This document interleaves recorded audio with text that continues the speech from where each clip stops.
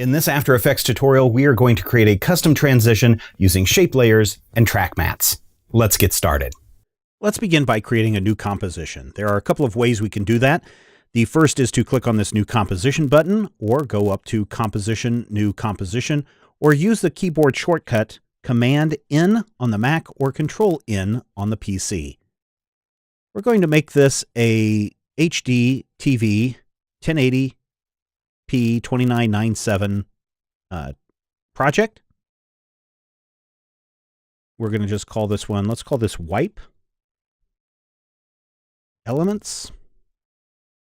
Doesn't matter what color you make it. And for the duration, really, you don't want a transition to be super long. 2 seconds seems maybe a little bit too long for me, but let's go ahead and leave it at 2 seconds and see how this turns out. The next thing that I want to do is create a giant rectangle. A couple of ways we could do this. We could go with a new solid layer, but there's going to be some tweaks and changes that I will want to do in the future.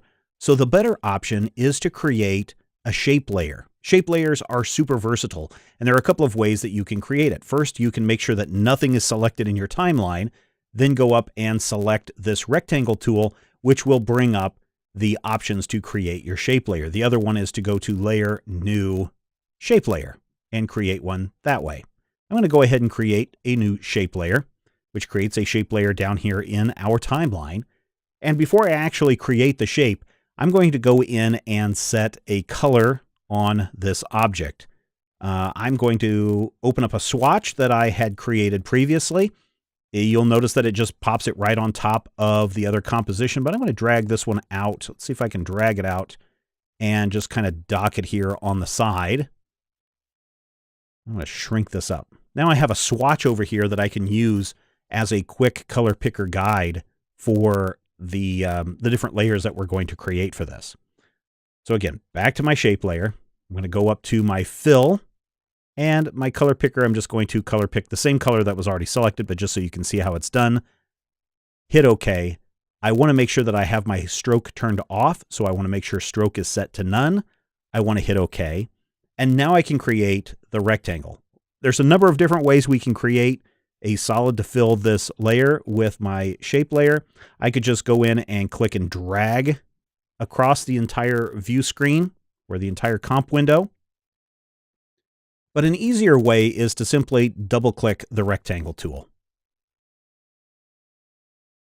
Now I need to move this rectangle across the screen. It's going to be the first part of our wipe. There's a couple of ways that we can do this. Again, probably the easiest is to bring up the position property for this layer.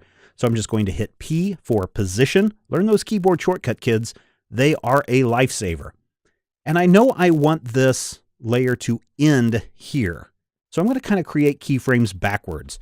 I want this one to come out and fill the screen probably over the course of 1 second.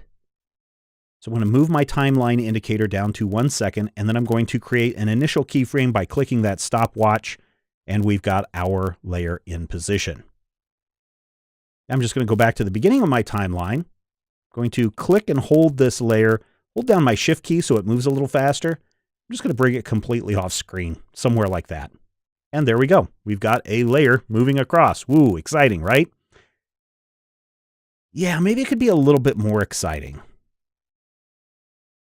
I'm going to go to my position. I'm going to right-click, and I'm going to select Separate Dimensions so that I get separate X and Y values that I can then manipulate inside of my graph editor. So I'm going to switch over to my graph editor. It's right here. And you'll see we have, well, not quite a linear motion path, but something that I think could be a little bit better. So I'm going to have this come in maybe kind of slow and then speed up right at the end. Let's see what this looks like.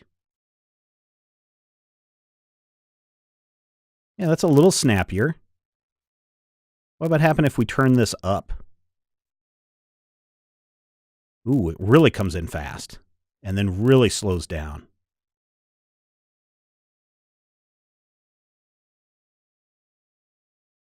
That might be... Do I want to go that way or that way? Adjusting this motion curve is really up to you. a matter of personal taste. This one I think works best for this particular layer. For me, for my taste. Yeah. So I'm going to leave that right there like that. Twirl that up for just a second. Turn off my graph editor. Now, the transition that you saw moving from me in front of the camera to here is the transition that we're going to create, and it has 3 boxes. So 3 boxes, 3 separate layers, all coming in at different speeds. The easy way to get to point B, or to the second step in this process, is to simply take our shape layer. I'm going to rename it, actually. I'm just going to call this one color layer 1. So the easy way to get a second layer is just to duplicate this one. So I can go up to Edit, Duplicate, or again, that keyboard shortcut is the one I'm so used to, Apple D or Control D.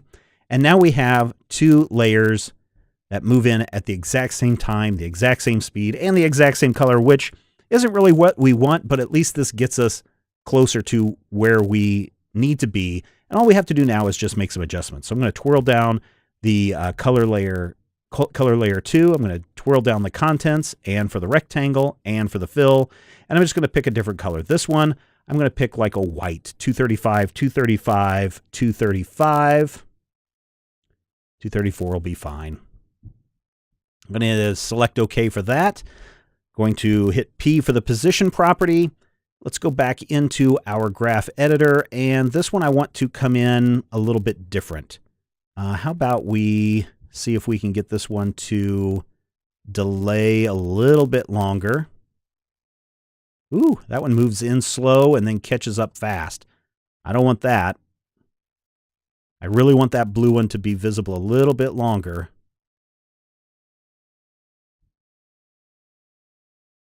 No, I'm not a big fan of that. I'm going to undo that twice. Maybe this is a case where, if this is the way we like this, maybe this is the case of, instead of adjusting the motion graph, maybe we want to adjust the layer, right? Maybe I'm just going to take this layer and I'm going to slide it down like 1/2 of a second. Now we're really starting to get into, not even 1/2 of a second. 1/2 of a second may be too long. How about 5 frames? Whoops. See what this looks like, just shifting at 5 frames. Well, they kind of arrive at the same time still. I kind of want a little bit more space. So maybe adjusting this graph editor for the X position might be helpful. See if we can get this to back off just a little bit. This might be a more classic easy ease with a little bit of a speed up there at the end. Yeah, that one will work. Let's use that. All right, I need to create a 3rd layer. So again, I'm just going to go turn off my graph editor, select color layer 2, and go up to Edit and Duplicate. Again, we're halfway there. Twirl this down. Contents, rectangle, fill. This one I'm going to use the color picker. I'm going to pick this kind of darkish gray, really dark gray. And this one, let's offset it by 5 frames again. Let's see what this looks like just by itself. Oh, that doesn't look too bad. I kind of like that. Oh, I really like that. Yeah, that looks very smooth. That looks really nice. This is actually me building this wipe up again from scratch from the one that you saw previously. I like this one a lot. This is nice. Yeah, I like that. One thing I don't like, though, is if I want to change the color of these layers, I don't want to have to go in and twirl these down again and again and again and again. It would be really easy, or it would be a lot easier if I had a way to just click a swatch and just have it update automatically. So what I'm going to do is use some expressions to control the color of this layer. This is a very basic expression. It's a little involved, so kind of follow along. I'm going to go up to Layer, New, and I'm going to create a new null object. Okay? I'm going to call this null object. I'm going to highlight it, hit my Enter key, and I'm going to call this one Color Selector. Just call it Color Select. Okay? Now, on this color select, I'm going to go over to my Effects and Presets tab, and under Expression Controls, there is one for Color Control. I'm just going to click and drag that right on top of Color Select. This will open up the Effects panel here in the palette. One thing I want to do right now is I want to lock this down because I want this to stay open for this next couple of steps. And the first thing that I want to do is for the color control, I'm going to call this one Color Control Layer, actually spell a little bit better, Layer 1. Now I'm going to go back down here to Layer 1. I'm going to twirl it open. I'm going to go down to Contents, Rectangle 1, Fill 1. And to create an expression, the first thing that I need to do is go to the property that I want to create an expression for, which is color. I'm going to hold down the Alt key and I'm going to click on that stopwatch, which will create an initial state for this expression that's now ready to go. I'm not going to have to do a lot of programming or typing here. This is a very simple pick whip operation. This little twirly icon is the pick whip. I'm going to click and I'm going to drag it all the way up here into the Effects Control window or the Effects Control panel, right to color, and I'm going to release. And then I'm going to click in an empty area. And if we scroll through, now that layer, which once was blue, is now red. I'm going to go ahead and twirl up the color layer 1 so that we don't see any of those controls. And with this Effect Control panel, I'm going to use my eyedropper here for the color control 1, highlight that, select my blue, boom, done. That is so much easier. Want to make this a different color? Let's make it purple. Boom, done. Want to make it green? Sure. Boom, done. Want to use it, make it gold? Boom, done. That is just kind of a hint at how incredible expressions can be. Let's do this for the other layers. Okay, so the first thing I'm going to do, take a color control from the Effects and Presets, drag it over here and drop it. I'm going to call this one Color Control Layer 2. I'm going to go down here to Color Layer 2, twirl it down, open up its contents, open up the Rectangle 1, open up Fill, go down to where it says Color, hold down my Alt key and click on the stopwatch, use my pick whip to go to the Color Control Layer 2 color item, release, click in a empty space, boom, that expression is completed. I can twirl up Color Control Layer 2, never have to twirl that down again, never have to worry about that again. Do it again one more time for Layer 3, and first let's just make sure that this is working. Let's move this back to white, boom, there it is. Let's move this to blue, boom, there it is. Everything's working pretty good. Expressions are very powerful. One more time, go over to the Effects and Presets, take that color control, drag it over here. Whoops, don't want to do that. What's going on? Color control, drag it over here and drop it. We're going to call this Color Control Layer 3. Yeah, let's spell it correctly. Layer 3. Go down to Color Control Layer 3, twirl this open, go down to Fill, go down to the color, hold down the Alt key, click on the stopwatch, pick whip up to this item, click on an empty space, and Bob's your uncle. Woo, neat. Well, almost neat, right? Because the next thing that we need to do is we need to probably right about here, we need to start, well, actually, exactly right here, we need to have another layer wipe in or move in that will reveal the video layer beneath. The way we're going to do that is we're going to use a track mat to do this. Track mats, though, only work with the layer directly below it. And we've got 3 layers that we need to control. So what I'm going to do is I'm going to pre-compose this composition. And I'm going to select all the layers, go up to Layer, Pre-compose. I'm going to call this one Final Wipe. I'm going to move all attributes into the new composition.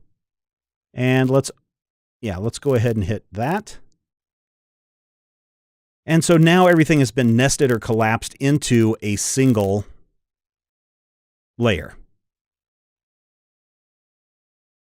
So let's take a look and see what a track matte can do. If you want to know a little bit more information about a track matte, I've included just a brief definition in the comment section or the description section down below. Instead of using a shape layer here, I'm just going to use a good old solid. So I'm going to go up to Layer, New, Solid. I'm going to make sure that it is the comp size, and I'm going to call this one the matte layer. You can call it whatever you want, but matte layer works here. Hit Enter. There it is. And here's what I'm going to do. I'm going to go out to about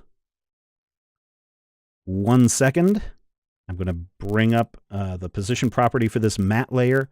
I'm going to, actually, let's go out to 1:15. I'm going to create an initial key because this is the final resting place of this layer. And then I'm going to go back to 1 second. And I'm just going to move this off the screen to the right. So this is what this looks like if we were to play it back. And that's a pretty just simple linear wipe. It's not super exciting. Again, I might want to go in and right-click on this position, separate the dimensions, select the X position, go into my graph editor, and maybe just change this up a little bit. I kind of want it to... If I move this all the way down here, it's really going to go in really slow and then speed up. Which I guess would work. Problem is, yeah, everything's all the way over to the side by now, so it's okay for this to start moving in. That just does move in very quickly. Zoop, probably not that fast. But maybe we do want this to move across very quickly. I don't like that. It just kind of goes in, kind of staggers, and then moves the rest of the way across. What if we just did this?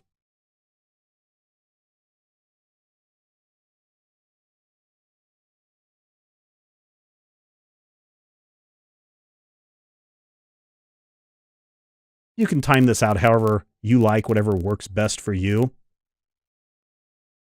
I'm just going to call that good for the moment.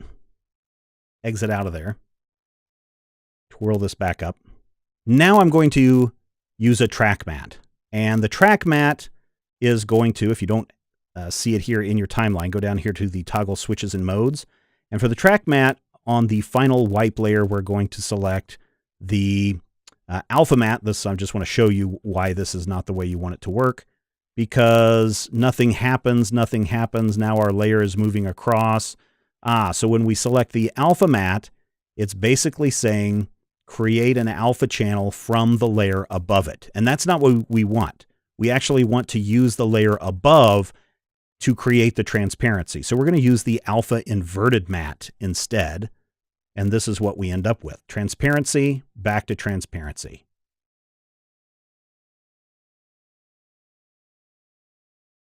And I'm hoping, let's move forward. Boom, that's your transition point at the 1 second mark. And then everything else moves across.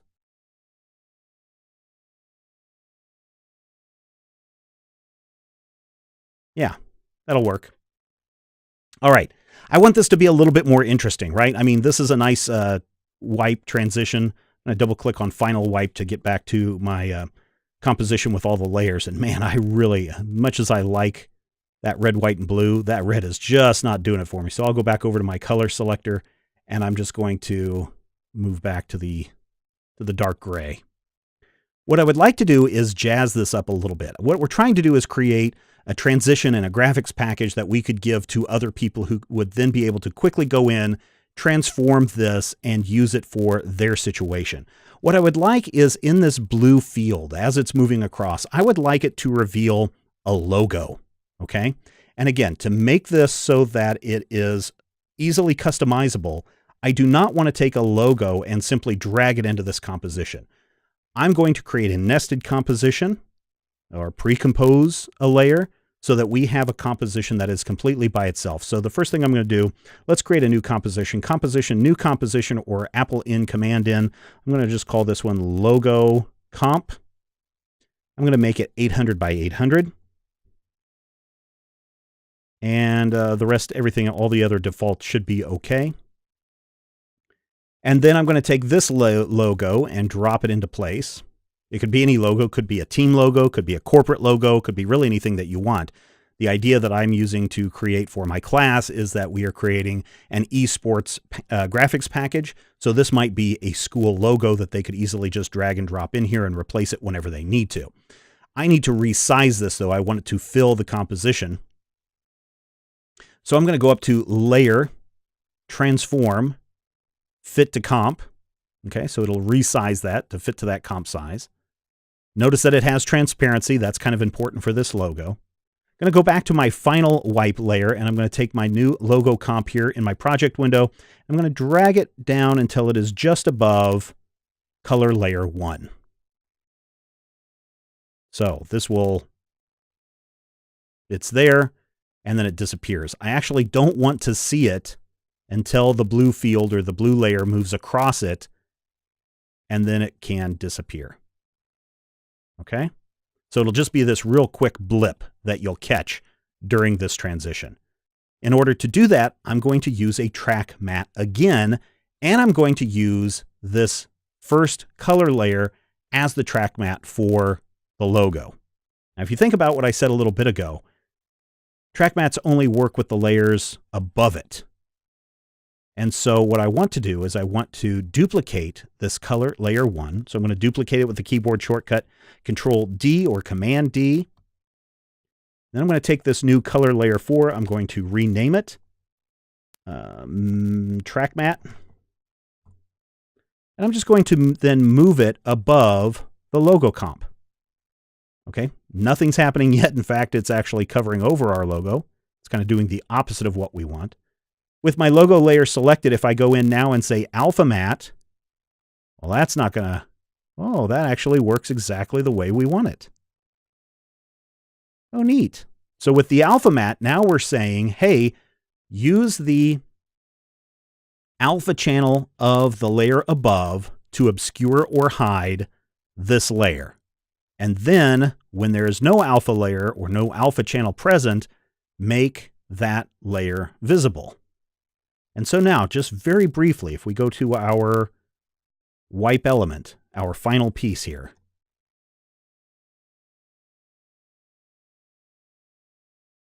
just briefly, we see that logo. So now what do we want to do? This is actually what I want to use and to be able to reuse again and again and again. So let's just see how easy this could be in a different situation. How quickly can I change this around? I'm going to import, let's import a logo. Let's import this Adobe Audition logo. I'm going to go to my logo comp. I'm going to highlight the layer. I'm going to pick this new logo that I want to import. I'm going to hold down my Alt key, click and drag that to drop it in and put it back into place. If I need to, I can go into the layer, transform, fit to comp. Give it a little bit of space if we need to. I'm then going to go over to my final wipe. I'm going to go to my color select. And if I need to, go over to my effect controls and let us just pick whip this color right here. Maybe make it a little bit lighter.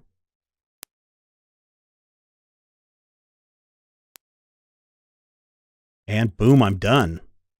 That is how quickly it is. That is how quick it is to change that wipe.